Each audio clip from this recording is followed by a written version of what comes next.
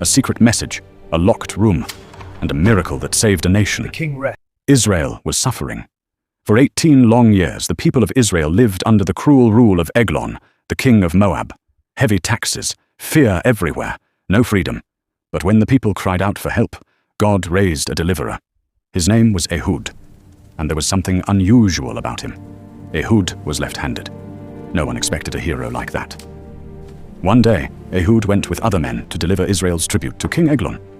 The king was very fat, powerful, and feared by everyone. But Ehud had done something secretly. Before the journey, he made a double-edged dagger, about the length of a man's forearm. Then he hid it under his clothes, on his right thigh, a place guards would never think to check. The tribute was delivered. Everything looked normal. Then Ehud began to leave.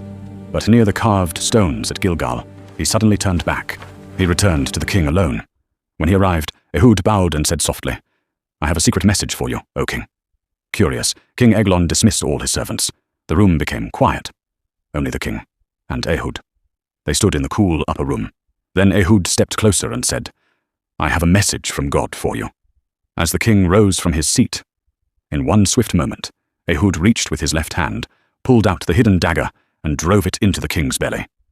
The blade went in so deep that the handle followed after it. The king collapsed. Ehud quietly locked the doors of the room and escaped. Outside, the servants thought the king was resting.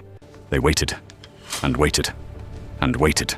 The doors are locked. By the time they opened the doors, Ehud was already far away. He reached the hill country of Ephraim and blew a trumpet. The people gathered. "Follow me," he said, "for the Lord has given your enemies into your hands." Israel went down and captured the crossings of the Jordan River. That day, they struck down 10,000 Moabite warriors, strong and able men. Not one escaped. And the land had peace for 80 years. God used a man others might overlook, a quiet man, a left-handed man, to change the story of a nation. Sometimes the miracle is not loud. Sometimes it hides in the hand no one is watching. If you believe God can use the most unexpected person to change everything, drop a comment.